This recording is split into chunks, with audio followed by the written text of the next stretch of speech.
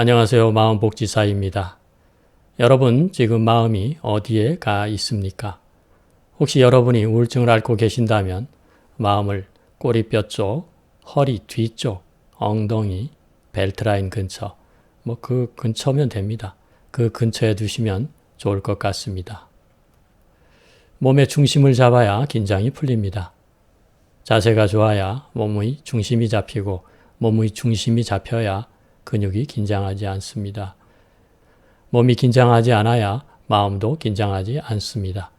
마음이 릴렉스 되어야 몸도 릴렉스 됩니다. 마음을 꼬리뼈 쪽, 허리 뒤쪽, 엉덩이, 벨트라인 근처에 두라는 말은 그런 의미입니다.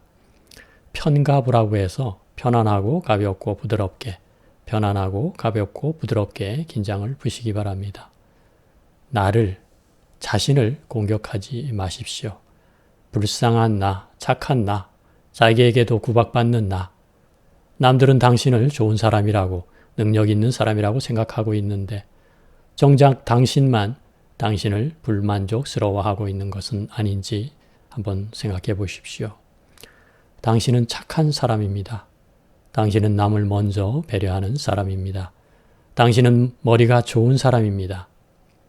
누구보다 착하고 남을 먼저 배려하고 머리가 좋은 사람이 우울증에 걸립니다.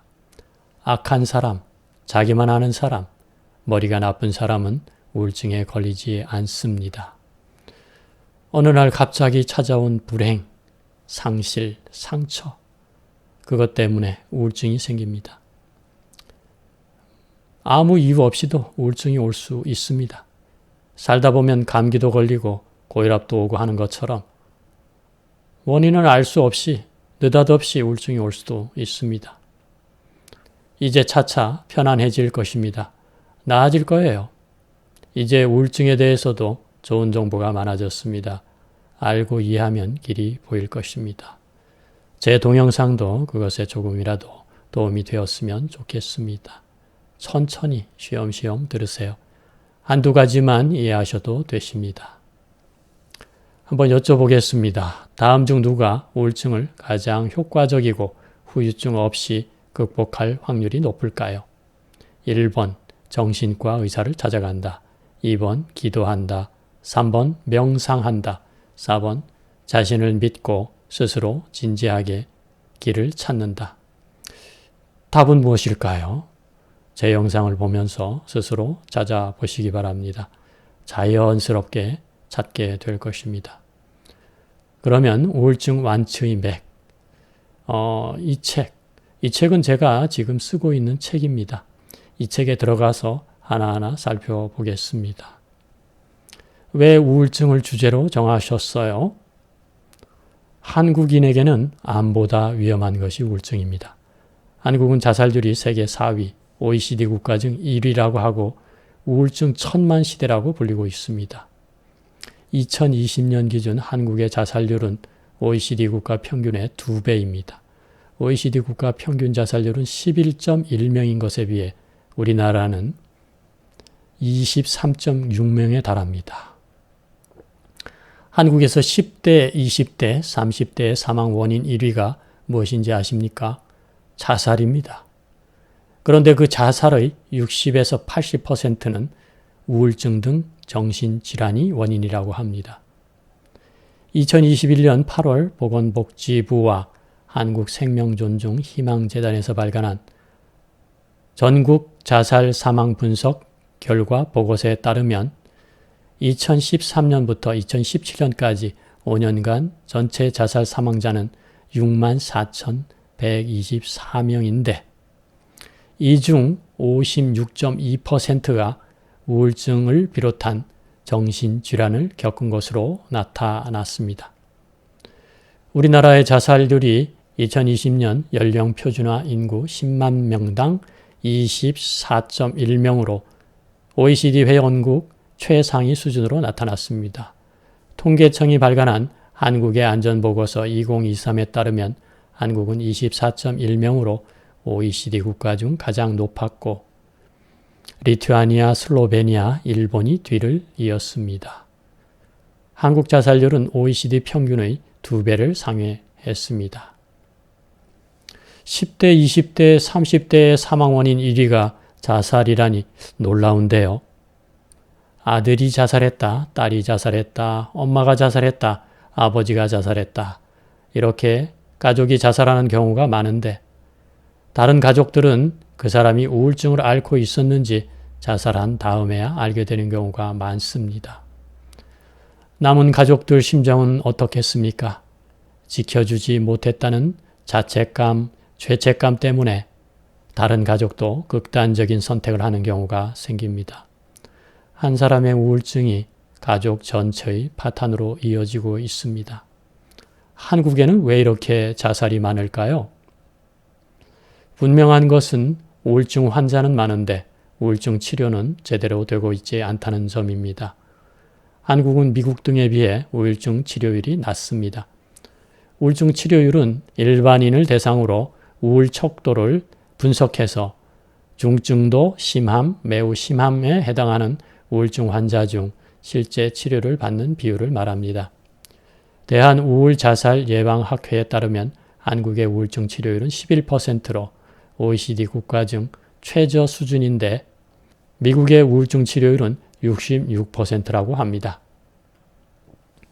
미국 국민의 10명 중 1명은 항우울제를 복용하고 있으며 가장 많은 나이가 18세에서 44세라고 합니다. 반면 한국은 항우울제를 복용하는 사람이 2% 미만이라고 합니다. OECD 통계에서 한국의 우울증 유병률은 2020년 기준으로 36.8%로 회원국 가운데 1위인데 치료율은 최하 수준인 것이지요. 정신과 병원 가기를 꺼리는 한국인들의 성향 때문인가요? 예, 그것도 한 가지 요인입니다.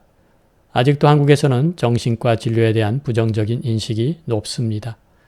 그리고 또 한 가지 지적되는 점이 안전한 SSRI 항우울제 처방이 세로토닌에 작용하는 우울제로 알려져 있습니다. SSRI 항우울제 처방이 비정신과 의원, 내과, 정신의학과, 산부인과, 신경과 등에서는 60일 이상 처방하지 못하게 제한하고 있는 점입니다.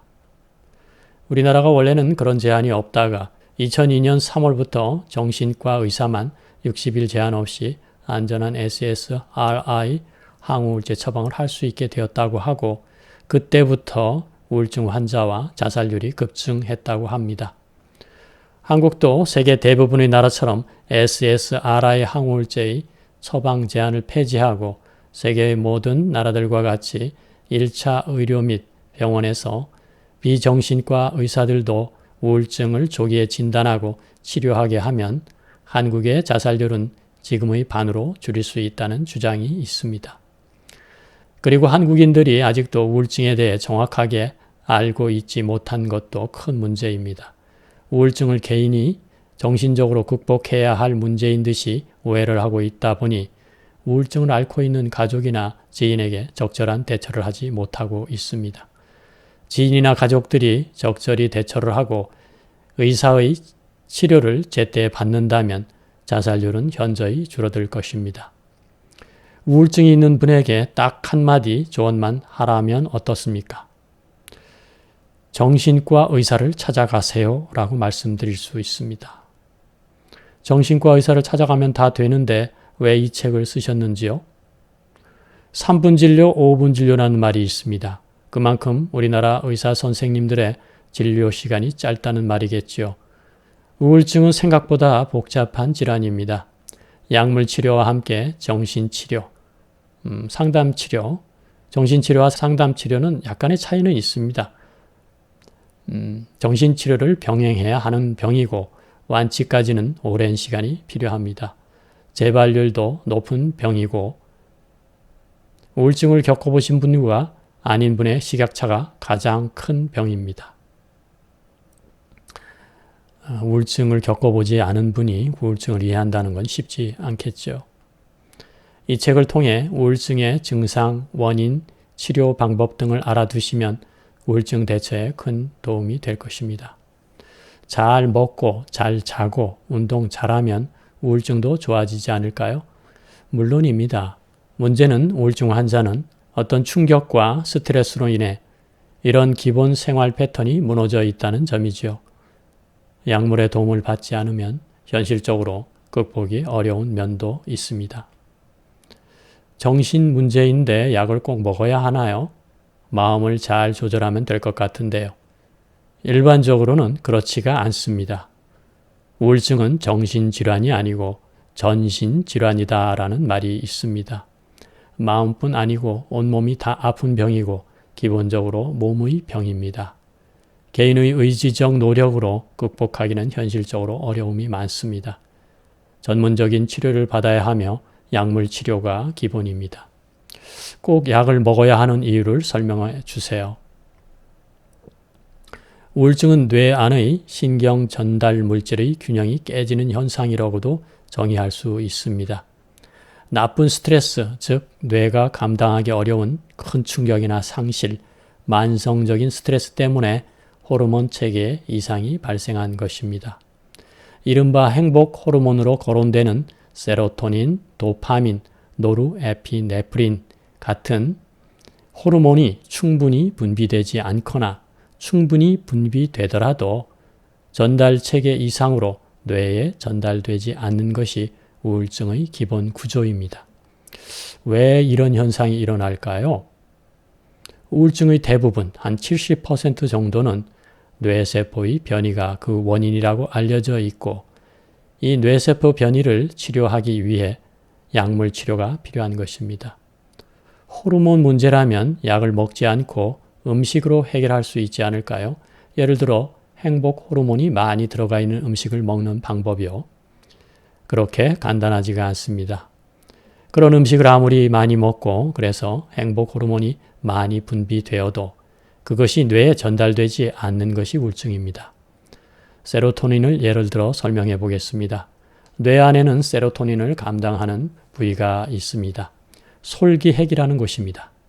이곳에 세로토닌을 잡아먹는, 즉 뉴런 안으로 집어넣는 역할을 하는 자가 수용체가 있습니다. 우울증 환자는 자가 수용체의 민감성이 증가되어 있습니다. 그래서 아무리 많은 세로토닌이 분비되어도 중간에 다 잡아먹히고 뇌에는 전달이 되지 않습니다. 따라서 세로토닌 분비를 증가시키는 것이 포인트가 아니고 세로토닌 수용체의 민감성이 증가되어 있는 것을 원래대로 회복시켜주는 것이 포인트입니다. 자가 수용체가 탈감작되어, 즉 민감성이 저하되어 전달되는 세로토닌이 충분해지면 우울증이 호전되는 것입니다. 왜 호르몬을 잡아먹도록 뇌가 몸이 그렇게 작용을 하는 것일까요? 한마디로 이야기하면 에너지 고갈 때문입니다. 몸의 에너지가 고갈되어 뇌에서 두꺼비 짚을 내리고 마음의 전원을 차단하고 마음이 파업을 하고 비상 모드, 절전 모드를 작동시킨 것이라고 생각하면 되겠습니다. 자동차에 기름이 바닥난 상황과 비슷합니다. 에너지 고갈이 왜 생겼을까요? 과로와 정신적 충격이 대표적인 원인입니다. 뇌가 감당하기 너무 큰 스트레스나 만성적인 스트레스가 원인이라고 할 수 있는데 과도한 노동으로 정신적, 육체적 피로가 쌓여 번아웃이 온 경우, 부모나 자식, 배우자 등 가까운 사람을 잃은 경우 등이 그 예입니다. 스트레스, 슬픔이 많으면 식사를 제대로 안 하고 잠도 제대로 못 자게 되고 그렇다 보면 에너지 고갈이 초래되는 것이지요.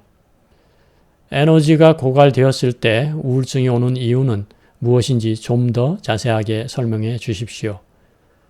뇌에는 두 가지 모드가 있다고 설명합니다. 1번 생존 모드, 2번 활동 모드.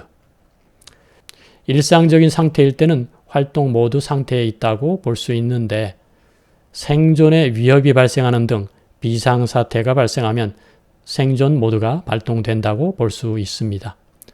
에너지 고갈로 몸에 빨간불이 켜진 상태인 우울증 환자들은 생존 모드에 들어가 있는 상태라고 할 수 있고 이렇게 되면은 호흡, 맥박 등 생존에 필요한 기능 이외의 다른 기능들은 중요하지 않게 인식해서 눈, 귀 등 신체 기능이 대부분 제대로 작동하지 않게 됩니다. 눈으로 보고 귀로 듣지 못해도 당장 죽는 것은 아니니까요. 몸이, 뇌가 전원을 차단하고 비상 모드를 작동시켰다면 그만한 이유가 있을 것 같기도 한데요. 몸이 살기 위한 부득이한 비상조치라고 하겠습니다. 살기 위한 최후의 수단, 살기 위한 몸부림입니다. 몸의 에너지가 고갈된 상태인데 그 사람이 행복하고 기분이 좋아서 몸과 마음의 활동을 활발하게 하게 되면 더 큰 일이 납니다. 그래서 그 사람에게 행복 호르몬이 전달되지 않도록 행복 호르몬 전달 체계를 차단해 버렸다고 보시면 됩니다. 스마트폰도 배터리가 10% 이하로 내려가면 비상 모드에 들어가지요. 그러면 그 내려간 두꺼비집 전원은 몸의 에너지가 많아지면 자동으로 정상 회복되나요? 아닙니다. 자연히 회복되는 경우는 아주 드뭅니다.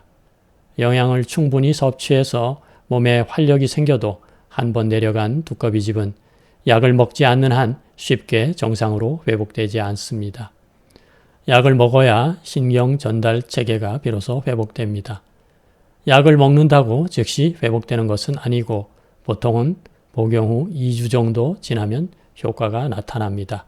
약을 먹는 일이 그렇게 중요합니다. 약 말고 답이 없습니까? 약과 동일한 효과가 있다고 증명된 것이 하나 있는데 그것이 운동입니다. 운동을 열심히 하면 약과 동일한 효과를 얻을 수 있습니다. 문제는 우울증 환자는 에너지가 없고 무기력하기 때문에 운동을 할 힘도 의욕도 없다는 점입니다. 또 운동으로 약과 같은 효과를 얻으려면 많은 양의 운동이 필요합니다. 시간도 오래 걸리고요. 약은 약대로 먼저 먹고 그러면서 운동을 병행하는 것이 현실적일 것입니다. 우울증 치료에도 골든타임이 중요하기 때문입니다. 우울증 치료의 골든타임이요? 우울증이 발생하고 3개월까지가 치료의 골든타임입니다. 자살로 이어질 가능성이 큰 시기이기도 합니다. 이때 약물 치료와 상담 치료를 병행하면 우울증 환자의 70%는 완치됩니다. 들어보니 제가 우울증에 대해 너무 간단하게 생각하고 있었네요. 많은 분들이 그렇습니다. 제가 우울증은 생각보다 복잡한 질환이고 겪어본 분과 겪어보지 않은 분의 시각차가 가장 큰 병이라고 한 것도 그런 이유입니다. 우울증을 정확하게 이해하지 못하고 순전히 정신적인, 그래서 의지가 약해서 생긴 병 정도로 생각하기 때문에 문제가 풀리지 않습니다. 다리가 부러진 사람에게 의지가 약해서 그래 얼른 일어나서 걸어봐 라고 하지 않지요. 깁스를 하고 약을 먹고 물리치료를 받고 그렇게 하는 것이 정상입니다. 그런데 우울증은 정신질환이라고 하면서 마음이 나약해서 그래 의지를 가지고 이겨내 라고 합니다. 하지만 우울증은 정신질환이 아니고 전신질환이고 기본적으로 몸에 이상이 있어 생긴 질환입니다. 마음은 몸, 특히 뇌세포의 병변과 직접 관련된 병입니다. 뇌와 관련된 것이기 때문에 자율신경과도 밀접하게 연결되고 장의 건강과도 연결되어 있습니다. 이 점을 먼저 이해해야 합니다. 오늘은 여기까지 읽어보겠습니다. 제가 첫 번째 동영상에서 우울증 완치의 맥이라고 해서 20가지를 얘기했습니다. 그것을 빠르게 한번 복습해보고 가도록 하겠습니다. 1. 자살부터 막아라. 개인을 파괴하고 가족, 부모, 자녀, 배우자, 사랑하는 사람을 연쇄 파괴한다. 2. 정신과 의사를 찾아가라. 제일 중요합니다. 3. 자책하지 마라. 되새김질하지 마라. 내 잘못이 아니다. 몸을, 뇌를 다친 것이다. 에너지 고갈은 뇌세포 병변으로 이어지고 이것은 곧 호르몬 균형 체계의 붕괴로 이어지고 그것은 비상모드 도입을 가져옵니다. 의사와 약이 필요합니다. 4. 쉬어라. 에너지를 충전하라. 애쓰지 마라. 5. 우울증은 정신질환이 아니고 전신질환이다. 온몸이 다 아프다. 6. 골든타임을 잡아라. 발병 후 3개월 재발을 막아라. 7. 쉽게 하라. 완벽주의와 결별하라. 60점에 만족하라. 7. 주위 사람들은 조언하지 마라. 판단하지 마라. 그냥 들어주라. 어떤 말도 부정적으로 받아들인다. 9. 음식, 약, 수면, 운동, 햇빛, 휴식, 스트레스 관리, 마음, 명상을 챙겨라.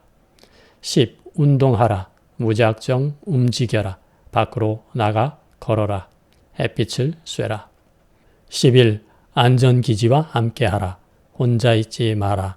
스킨십을 하라. 12. 금세 좋아지지 않는다. 6개월 이상 견디고 기다려라. 반드시 터널의 끝은 온다. 13. 나만의 탈출구를 찾아라. 손, 몸, 입. 손에는 글쓰기, 그림, 공예, 뜨개질. 몸은 춤, 운동, 입, 대화, 통화, 노래. 이런 것들이 탈출구가 됩니다. 사람마다 탈출구가 다릅니다. 14. 나만의 루틴을 만들어라. 정해진 시간에 기상하고 청소하고 식사하고 운동하고 자라. 15. 몸이 먼저다. 몸부터 챙겨라. 몸에 좋은 것, 심장, 위장에 좋은 것은 마음에도 좋다. 정신적으로 해결하려고 하지 마라. 16. 할 수 있는 것과 할 수 없는 것을 구분하라. 걱정 노트, 감정 일기, 감사 일기, 행복 일기를 적어보라. 17. 중요한 결정은 완치 후로 미루라. 결혼, 이직, 창업 같은 중요한 일은 지금 결정하면 안 된다. 소송하지 마라. 18. 유연하라. 붙들려 있지 마라. 융통성을 가져라. 요령껏 살아라. 정해진 것은 없다. 맥락을 살펴라. 19. 자기 중심을 잃지 마라. 당신은 이미 훌륭한 사람이다. 우울증이 당신의 본질을, 가치를 덮을 수 없다. 20. 마음복지사 채널을 구독하고 좋아요를 누르고 알림 설정을 하십시오. 복이 있을 것입니다. 마지막으로 유머 하나입니다. 오늘도 가슴이 뻥 뚫리는 사이다 유머입니다. 제목은 스님과 학생. 스님이 어느 날 목욕탕에 갔는데 안에는 남학생만 한 명이 있었다. 스님은 목욕을 하다가 등을 밀어줄 사람이 남학생밖에 없자 그 학생을 돌아보며 말했다. 얘, 내 등 좀 밀어주겠니? 남학생은 귀찮았지만 등을 밀어준 다음 물었다. 그런데 누구세요? 스님이 대답했다. 나 중이야. 이 말에 남학생이 스님의 머리를 철썩 때리면서 말했다. 나는 중3이야 짜샤. 들어주셔서 감사합니다. 다음에 또 뵙겠습니다.